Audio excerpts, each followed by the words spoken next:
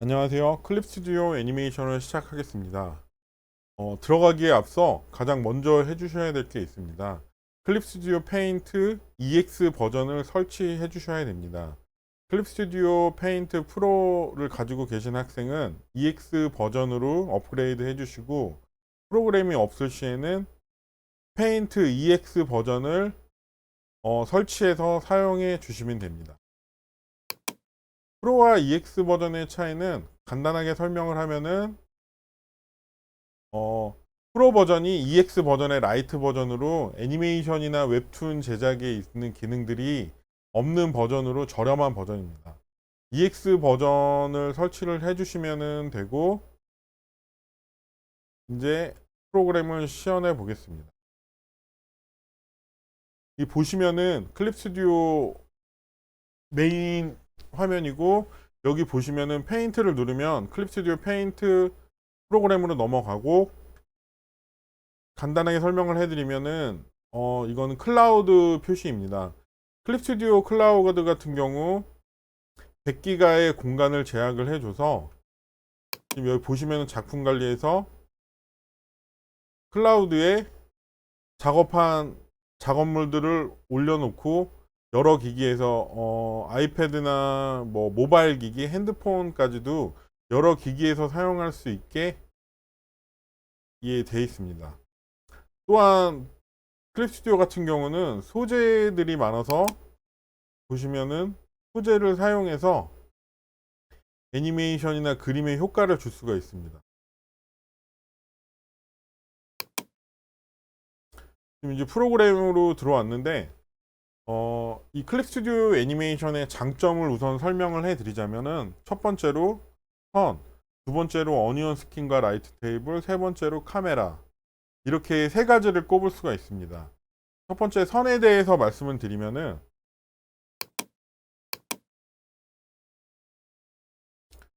이 클립 스튜디오 페인트 같은 경우는 만화 제작 툴로 제작이 되어진 프로그램입니다. 그래서 이 선에 대한 보정과 그 다음에 여러 가지 브러쉬들, 그 다음에 소재를 통해서 여러 가지 기능들을 쓸 수 있는 장점이 있습니다. 그래서 선 자체가 보정이 되고, 여기 보시면 손 떨림 보정들이 돼서, 포토샵에서 그림을 그려보신 분들은 알겠지만 선이 계속 떨리게 됩니다. 그래서 한 번에 긋지 않는 이상은 떨리는 선이 나와서 이 선 자체에 좀 문제가 있는데, 그런 부분들을 다 해결한 프로그램입니다. 그래서 여러분들이 그릴 때 선이 깔끔하게 나오고, 그 다음에 보정도 돼서 그런 우리 사람들이 하는 그 미세한 실수들을 잡아줄 수가 있습니다. 더불어서 레이어에 보시면은 벡터 레이어를 사용할 수 있는데, 이 벡터 레이어 같은 경우는 확대되거나 축소될 때도 깨지지가 않고, 그 다음에 이 레이어를 사용해서 선의 보정이나 그 다음에 기타 수정할 때 편하게 할 수 있는 장점들이 있습니다. 그리고 두 번째로는 어니언 스킨과 라이트 테이블인데, 이 애니메이션 같은 경우는 연속성으로 움직임을 그려주는 것인데, 여기서 보시면은 중간중간 이 지금 보시면은 색이 구분되어 있는데, 이 파란색과 초록색 선 사이에 이 기능이 어니언 스킨입니다. 이 기능을 통해서 중간 그림을 그려줄 수 있어서 장점이 있고, 라이트 테이블 같은 경우에는 이제 그 뒤에 시간에 자세하게 설명을 해드릴 건데, 2D 작화 때 앞뒤 그림이 아니라 다른 셀에 있는 그림들을 사용할 수 있을 때 불러와서 사용하는 기능들을 이 디지털에서 구현을 해내서 장점으로 여겨지고 있습니다. 그리고 보시면은 카메라 와크 설정으로 되어 있는데, 이 카메라 프레임 자체를 타임라인에서 쉽게 조정할 수 있어서 직관적인 카메라 워크를 쉽게 우리가 구현할 수 있습니다. 다시 프로그램으로 돌아와서 애니메이션을 시작하기에 첫 번째로 파일을 만들어 줘야 되는데, 이 애니메이션 프리셋 같은 경우 지금 여기 작품 용도에 보시면은 일러스트 이 페이지를 설정할 수 있고, 그 다음에 웹툰 같은 경우는 웹툰 캔버스를 만들 수 있습니다. 그럼 여기 같은 경우도 뭐 코믹이나 동인지, 그 다음에 커스텀을 할 수 있는 여러 가지 버전들을 할 수 있고, 저희가 이제 앞으로 사용할 거는 이 애니메이션 프리셋을 만드는 겁니다. 보시면은 앞으로 이제 저희가 그 작업할 클립들 같은 경우는 1920, 1080 사이즈의 초당 24프레임을 기준으로 작업을 할 겁니다. 그래서 이 세팅 같은 경우 기준 사이즈는 1920, 1080 사이즈의 해상도는 144 dpi로 설정을 해 주시고, 항상 프레임 레이트는 초당 24프레임으로 작업을 해 주시면 됩니다. 그 다음에 이 프리셋을 설명을 해 드리면은, 이 작품명 같은 경우는 여러분들이 만들 앞으로 작품의 제목을 써주시면 됩니다. 이 에피소드 수 같은 경우는 예를 들어서 TV 시리즈 같은 경우 그 매 화마다 제목이 있는데 그 화수를 써주시면 되고, 저희 같은 경우는 한 작품이라고 예를 들면은 씬 번호를 써주시면 됩니다. 다음으로 작화 사이즈를 보겠습니다. 이 작화 사이즈를 클릭을 해주시면은 지금 이게 앞으로 우리가 이제 작업할 프레임인데, 이 프레임 사이즈를 예를 들어서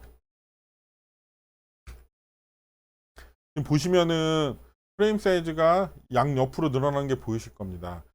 우리가 1920, 1080 사이즈의 프레임에서 항상 그림을 그려주지만, 예를 들어서 이번 씬 같은 경우는 롱비즈를 사용해서 자동차가 가고 배경이 움직이게 슬라이드 되어진다 그러면은 이 프레임 사이즈에 넘어서까지 배경을 그려줘야 되는데, 그 배경 사이즈를 말하게 되는 것입니다. 그래서 이 기준 사이즈는 카메라에 보이는 게 1920, 1080 사이즈인 거고, 배경을 더 넓게 그려줘야 하기 때문에 그 넓게 그려진 배경을 이 작화 사이즈에 맞춰서 작업을 해주시면 됩니다.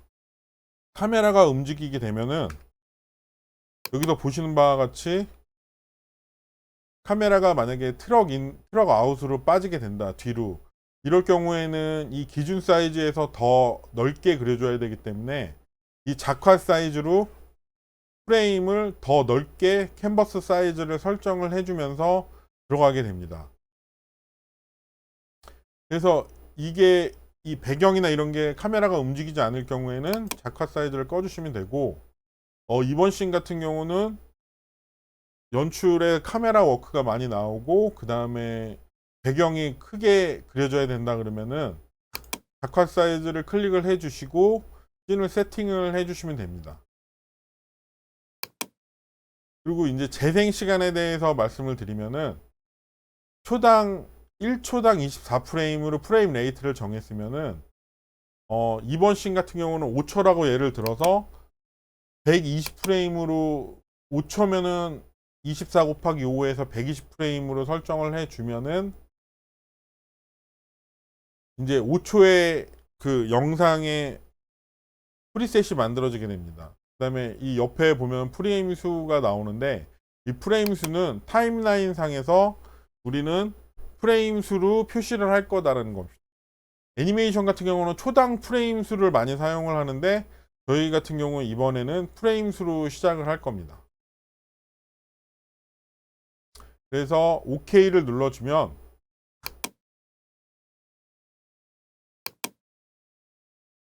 이제 저희가 작업할 수 있는 프레임이 만들어졌습니다. 이 타임라인에서 보시면은 초당 24프레임으로 되어 있고 각 초수마다 표시가 되어 있습니다.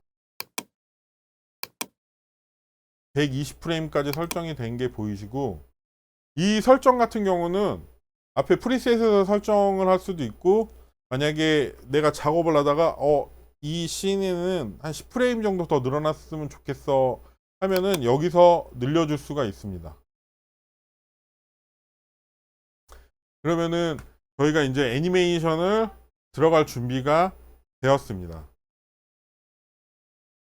그러면은 이번 시간에는 지금 이 애니메이션 프리셋까지 설정하는 거를 배웠고, 다음 시간에는 이제 애니메이션 타임라인과 레이어, 그 다음에 간단한 인터페이스에 대한 소개가 있겠습니다.